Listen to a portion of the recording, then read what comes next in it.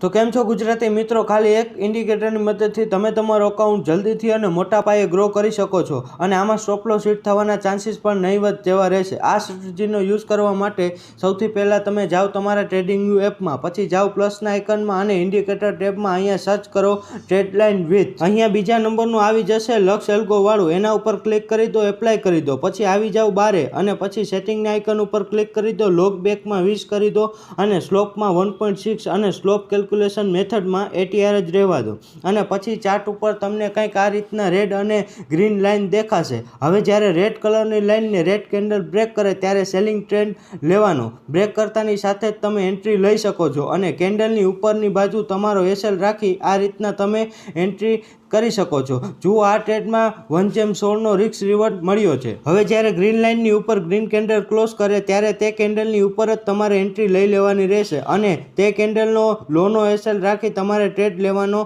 થશે। આ ટ્રેડમાં પણ તમે જોઈ શકો છો 1/5 નો રિસ્ક રિવોર્ડ મળ્યો છે। તો મિત્રો આ રીતના તમે ઇન્ડિકેટરનો ઉપયોગ કરો અને પ્રોફિટ કરો અને આવા જ વિડીયો જોવા માટે અમારી ચેનલને સબસ્ક્રાઈબ કરો।